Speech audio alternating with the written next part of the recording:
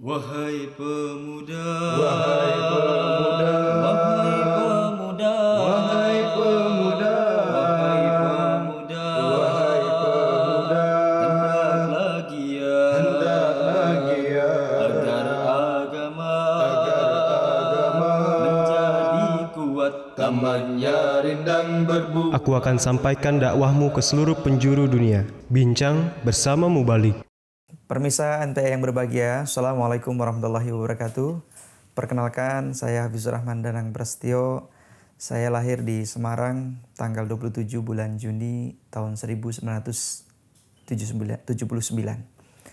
Saya baiat ke dalam jemaat ini tahun 1997 dan membulatkan tekad untuk masuk ke jamiah pada tahun 1998 hingga belajar di jamiah 5 tahun. Tahun 2003 saya telah selesai menjalani pendidikan di jamiah dan tugas pertama di Maluku Utara, tepatnya di kota Ternate. Di sana tugas selama 6 tahun setengah dan setelah itu mutasi ke Kalimantan Timur, tepatnya di Samarinda. Dan di Kalimantan Timur juga 6 tahun setengah. Setelah itu tugas di Jabar 5, tepatnya di Bandung.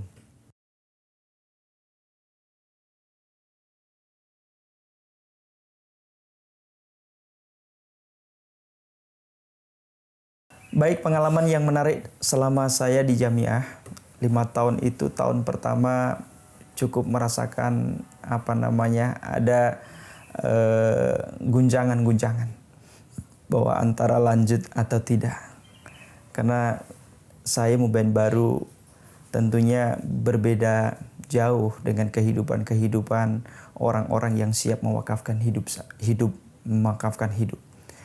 Namun di saat saya tahun pertama, tahun kedua memiliki keguncangan atau merasakan keguncangan itu, kakak-kakak saya yang notabene sudah berbaiat kepada Hazrat Masih Maud selalu memberikan motivasi bahwa teruskan perjuangan kamu, insya Allah Allah Ta'ala memberikan jalan keluar. Tahun ketiga, tahun keempat pun alhamdulillah, walaupun dalam hati saya bahwa penghikmatan menjadi seorang mubalik telah mudah, butuh kesabaran, butuh keitaatan. Di jamiah bukan berarti bahwa menimba ilmu tidaklah penting, bukan. Namun lebih penting daripada menimba ilmu adalah keitaatan. Karena dengan keitaatan itu modal yang sangat mendasar bagi seorang yang mewakafkan hidup kepada jemaat ilahi ini. Dan tentunya ketaatan modal utama. Dengan ketaatan kita tentunya bisa menggali kemampuan yang ada dalam diri kita. Karena saya yakin bahwa dengan ketaatan itu mempermudah setiap penghikmatan di dalam jemaat ini. Dan saya merasakan bahwa saya tidak memiliki kemampuan apa-apa di dalam saya berkhidmat kepada Islam dan jemaat ini. Dan saya tidak memiliki kemampuan yang bisa saya tonjolkan. Saya hanya memiliki kemampuan itaat, ya. Dengan itaat itulah yang menjadikan dasar saya yang merangkak dari langkah yang step paling bawah. Dan alhamdulillah saya sekarang bisa menapaki penghikmatan menjadi seorang pewakaf zindegi, ya, dengan merasakan banyak kenikmatan-kenikmatan yang saya rasakan selama ini.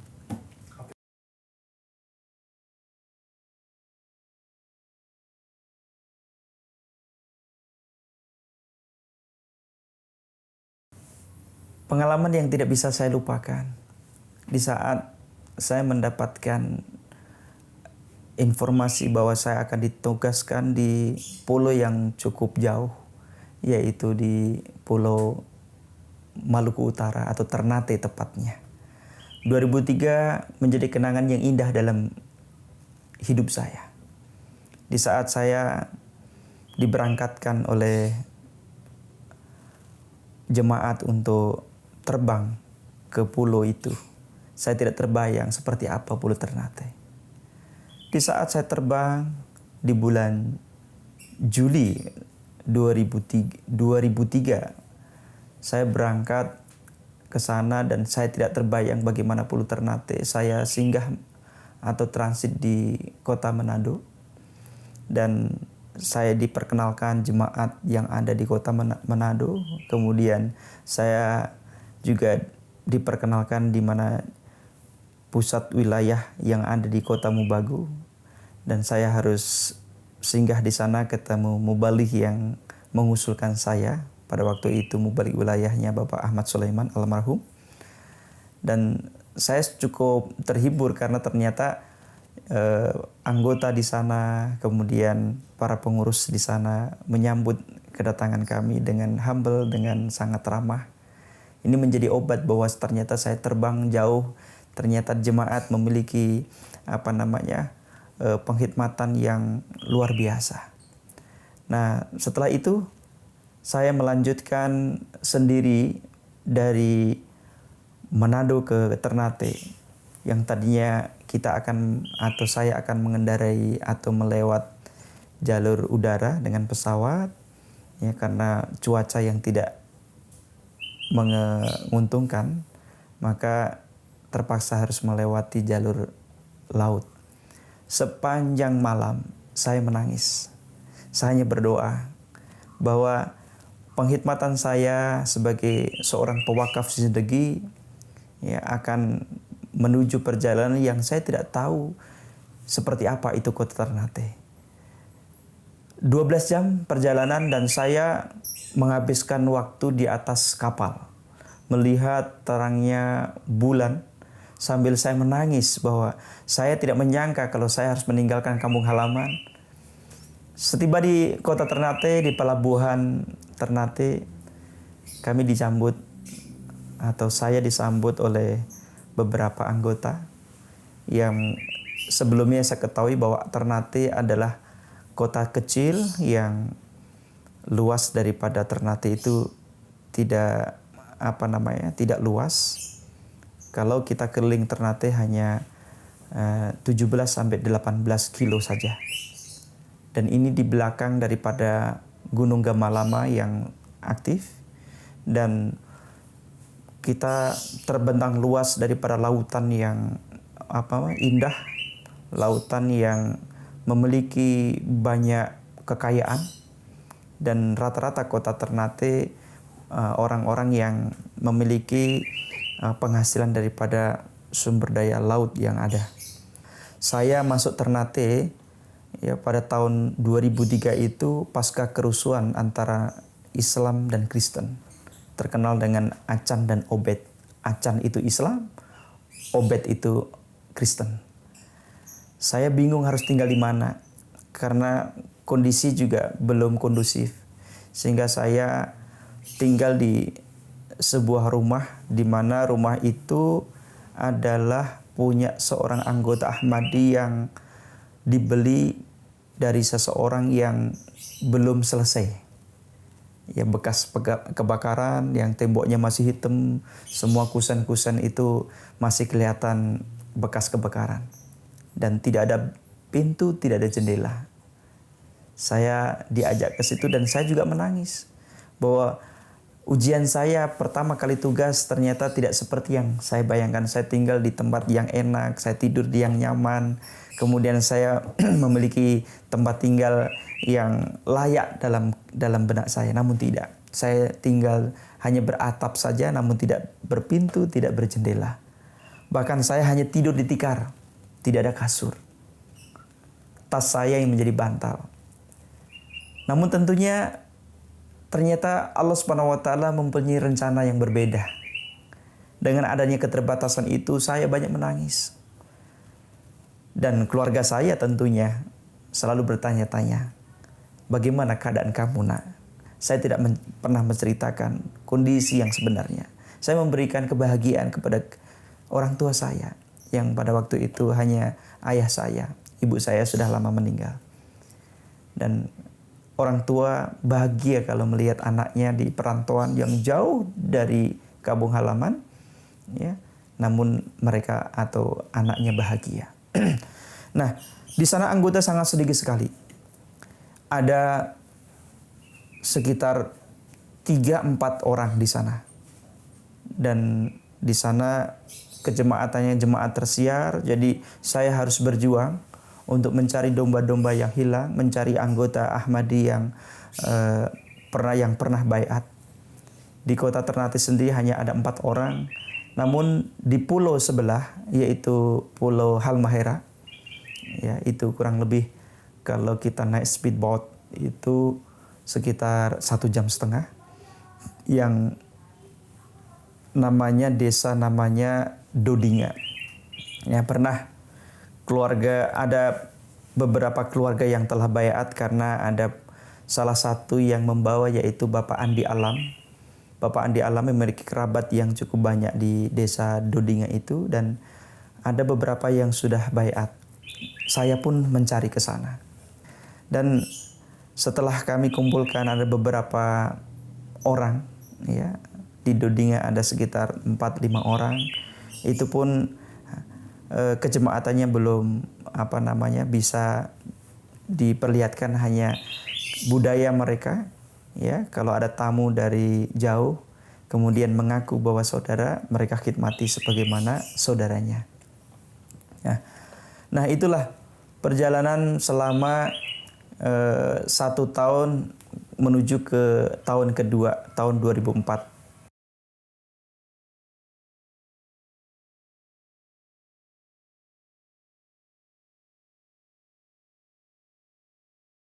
Selama tugas di Maluku Utara, di kota Ternate, Provinsi Maluku Utara, itu ribuan pulau. Jadi di depan Pulau Ternate itu ada Tidore, ada Pulau Maitara, ada Jailolo. Saya mencoba dalam pengkhidmatan menyampaikan syiar kebenaran Hazrat Masih Maud Salam itu, ya, saya mencoba untuk mendalami seluk-beluk daripada daerah-daerah yang ada di Maluku Utara, karena Maluku Utara masih kental dengan istilah keraton-keraton atau kesultanan-kesultanan. Ada Kesultanan Ternate, ada Kesultanan Bacan, ada Kesultanan Tidore, ada Kesultanan Jailolo. Semua memiliki persamaan,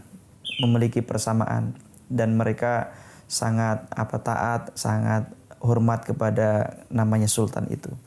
Suatu ketika saya berjalan ke Pasar Gamalama.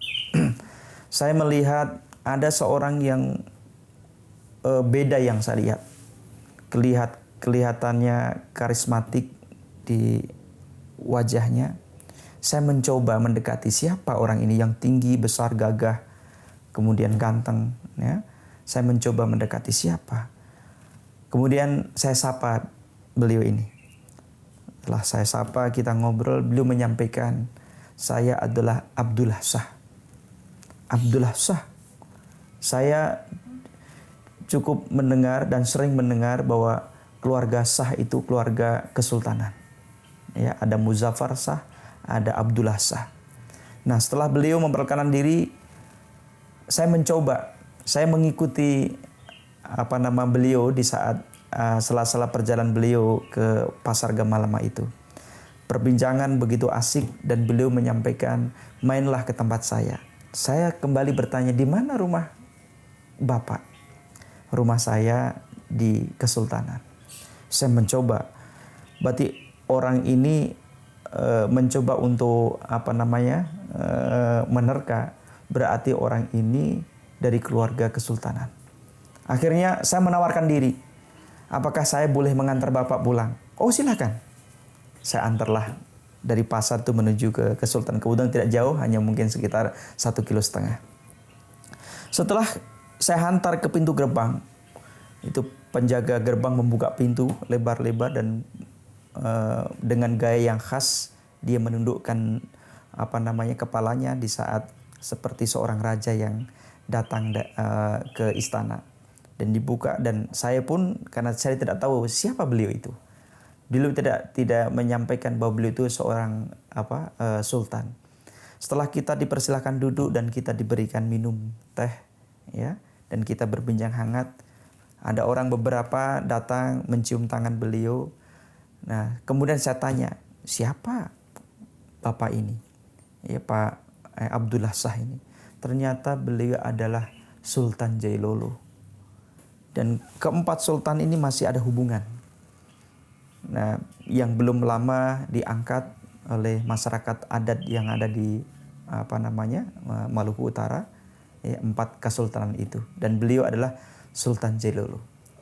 Nah, hubungan saya dengan beliau cukup akrab. Sehingga di sela-sela itu beliau suka memberikan bahwa Ratu Adil itu akan datang.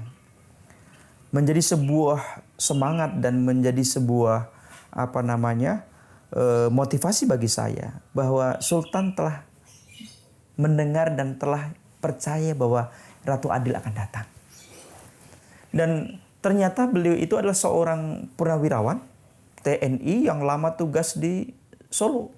Dan kebetulan saya orang Semarang dan beliau sangat fasih, bahasa yang sangat halus, bahasa Jawanya. Dan saya pun selalu menggunakan bahasa saya yang halus untuk mengimbangi, untuk berkomunikasi dengan Bapak Abdullah Shah ini. Karena Sultan Jailolo itu tempatnya, karena beliau sementara itu tinggal di Ternate dan saya juga ikut ke Sultan Jailolo. Dan di sela-sela perbincangan itu saya sampaikan, ya, Bapak, kadang saya sebut Sultan, bahwa Imam Mahdi telah datang. Apakah kalau Imam Mahdi telah datang, ya, Bapak Sultan menerimanya? Kalau itu sesuai dengan mimpi dan sesuai dengan nasihat-nasihat leluhur, saya pasti menerimanya. Nah, di saat foto Hazrat Masih Maud salam saya tunjukkan, Bapak, saya ini penganut atau saya ini murid daripada Ratu Adil. Mana Ratu Adil? Ya, beliau sambil dengan nada yang cukup tinggi karena memang postur beliau itu tinggi besar dan sangat gagah seperti keturunan Belanda lah, ya. Nah, setelah saya tunjukkan, beliau terdiam. Kalau ini Imam Mahdi betul, ya, apa ajarannya? Saya sampaikan ajarannya.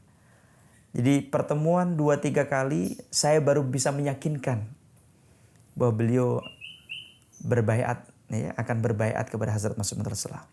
Dan saya sampaikan. Sehingga alhamdulillah, ya, beberapa kali 3-4 kali pertemuan, ya, Sultan Jailolo, Sultan Abdullah Shah telah berbaiat kepada Hazrat Masih Maud salam. Dan pada waktu kesempatan jalsah tahun 2005, beliau saya ajak menghadiri jalsah salanah nasional yang dilaksanakan di kampus Mubarak Parung. Kejadian berikutnya, di saat saya membuka Pulau Tidore, tidak jauh dari Pulau Ternate, mungkin 10-15 menit kita naik speedboat. Alhamdulillah, dai kita yang kita tempatkan di sana cukup giat di dalam pertablikannya, sehingga banyak para siswa SMK, SMA pada baiat pada waktu itu, sehingga menjadikan sebuah pengalaman yang cukup mengharukan bahwa anak-anak yang sedang studi itu di saat setelah disampaikan bahwa Imam Mahdi telah datang, mereka telah berbaiat. Namun di balik karunia yang telah diterima anak-anak itu berbaiat, ternyata terdengar orang-orang yang tidak suka. Dan mereka mengatasnamakan jamaah tabligh, ya, mengatasnamakan jamaah tabligh yang dengan ciri khas mereka berpakaian itu. Nah, suatu ketika saya ditelepon, ya, untuk bisa datang ke Tidore karena ada jamaah sekian puluh orang ingin berbaiat. Namun di hati saya tidak percaya dan tidak begitu saja senang. Tidak tahu dalam malam itu saya gelisah sekali. Kenapa gelisah sekali ini? Ternyata di pagi harinya saya ditelepon, tepatnya hari Jumat. Ya, jadi salah satu yang menelpon itu ustadznya, bahwa sebelum hari Jumat kalau bisa datang ke Tidore. Saya berembuk dengan keluarga dan anggota yang ada di situ, dan ketua jamaat di sana tidak mengizinkan saya. Jangan, ini perasaan saya juga tidak enak, kata ketua di sana, dan saya pun juga merasakan demikian. Jumat berikutnya ternyata saya kedatangan tamu yang tak diundang, dan setelah kita berbincang-bincang sembari mengancam saya.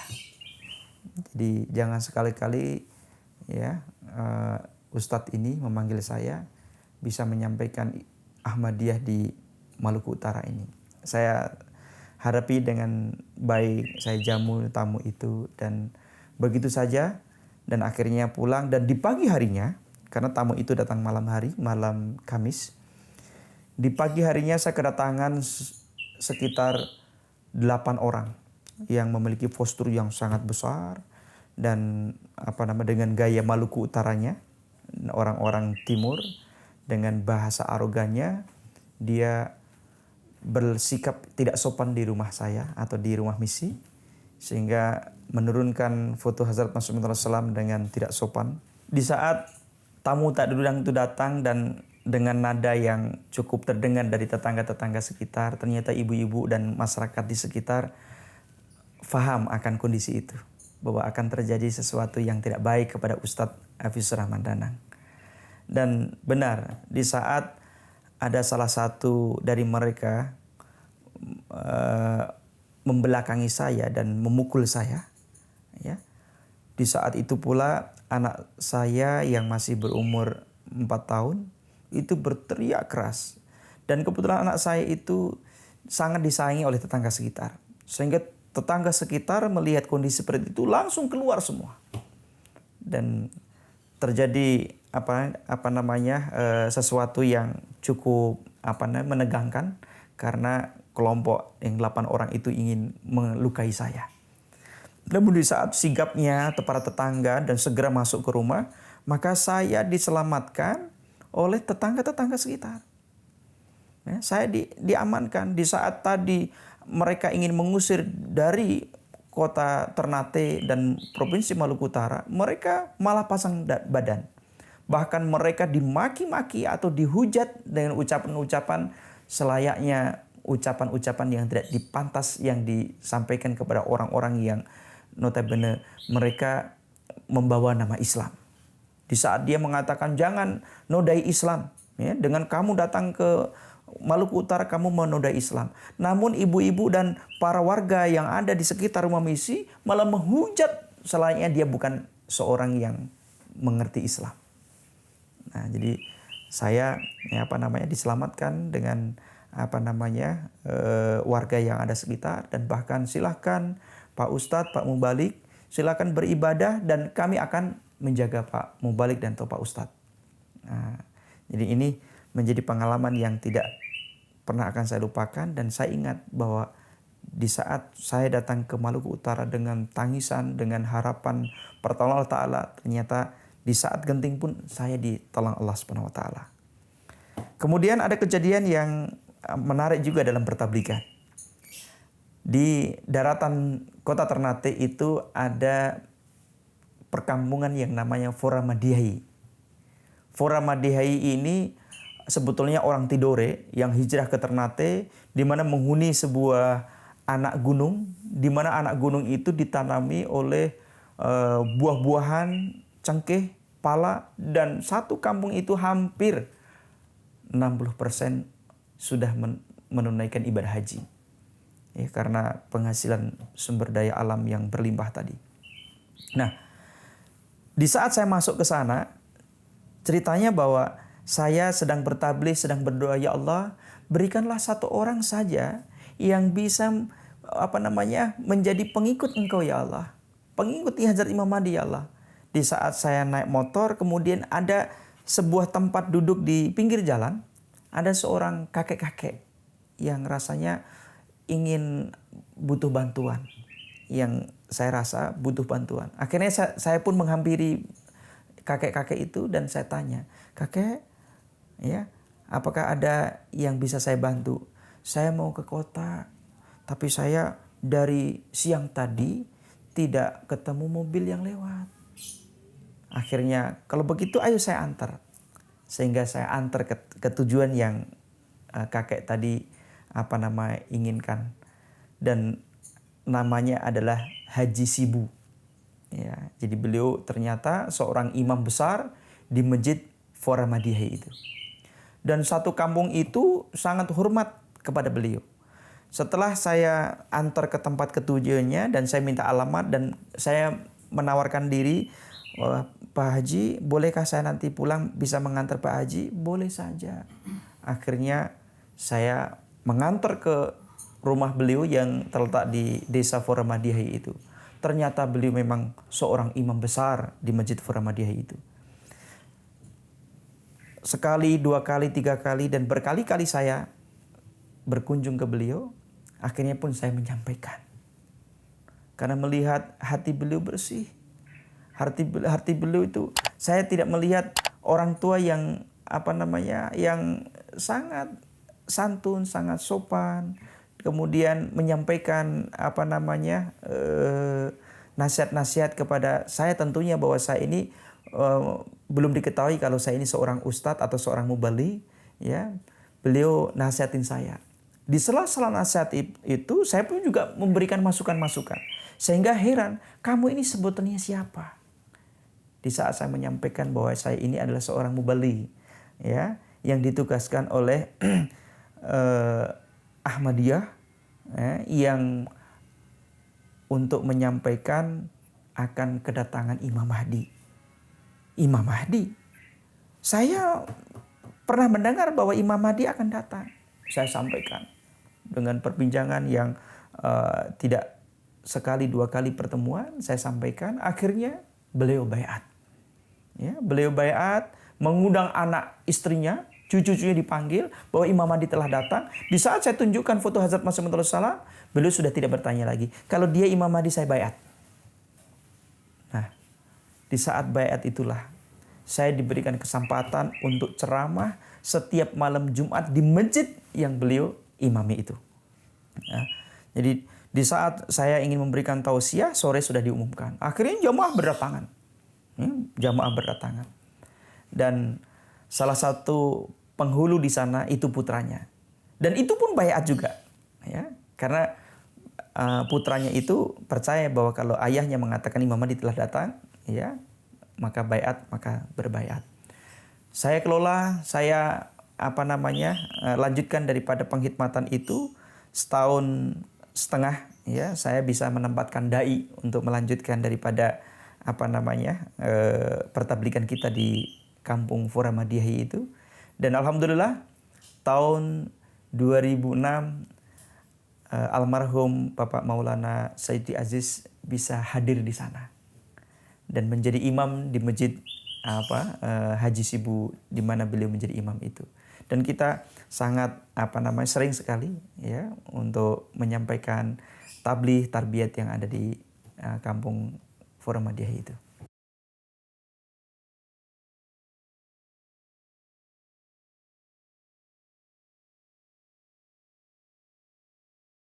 Yang pertama, belajarlah dengan tekun, dengan giat, ya, untuk bekal daripada penghikmatan kalian di lapangan nanti. Kemudian ikuti, taati aturan yang ada di jamiah, ya, karena perjuangan di jamiah juga akan menentukan nanti di lapangan kalian bertugas.